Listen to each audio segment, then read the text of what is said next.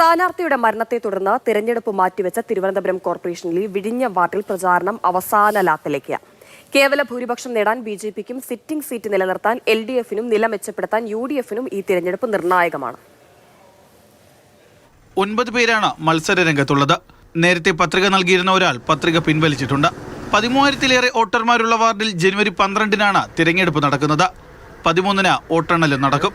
സ്വതന്ത്ര സ്ഥാനാർത്ഥിയെ മത്സരിക്കാൻ നാമനിർദ്ദേശ പത്രിക സമർപ്പിച്ച ജസ്റ്റിൻ ഫ്രാൻസിസിന്റെ മരണത്തെ തുടർന്നാണ് വിഴിഞ്ഞം വാർഡിലെ തിരഞ്ഞെടുപ്പ് മാറ്റിവെച്ചത്.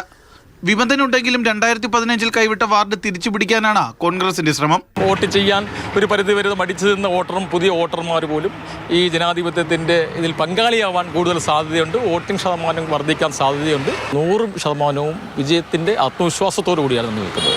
വാർഡിൽ നടപ്പാക്കിയ വികസന പദ്ധതികൾ എണ്ണിപ്പറഞ്ഞാണ് LDF പ്രചാരണം മുന്നോട്ട് പോകുന്നത്. സിറ്റിംഗ് സീറ്റ് നിലനിർത്തുക എന്നുള്ളത് അഭിമാന പ്രശ്നമാണ്. ഇടതുപക്ഷ ജനാധിപത്യ മുന്നണിക്ക് വേരോട്ടമുള്ള പ്രദേശമാണ്. പാർട്ടി പ്രവർത്തകർ 10 ബൂത്തിലും നമ്മുടെ സംഘടനാ രീതി അനുസരിച്ചുകൊണ്ടുള്ള പ്രവർത്തനം നടത്തിക്കൊണ്ടിരിക്കുകയാണ്. സർവശക്തിപുരം ബിനുവാണ് NDA സ്ഥാനാർത്ഥി.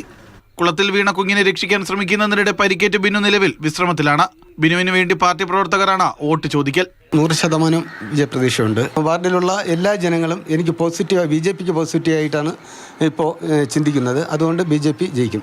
50 സീറ്റുകളുമായി തിരുവനന്തപുരം കോർപ്പറേഷൻ ഭരിക്കാനിറങ്ങിയ BJP സംബന്ധിച്ചിടത്തോളം കേവല ഭൂരിപക്ഷം തികയ്ക്കാൻ വിഴിഞ്ഞത്തെ വിജയം അനിവാര്യമാണ്. കഴിഞ്ഞ തവണത്തേക്കാൾ സീറ്റ് ഇരട്ടിപ്പിക്കുമെന്ന് പറഞ്ഞ UDFനും ഈ വിജയം നിർണായകമാണ്.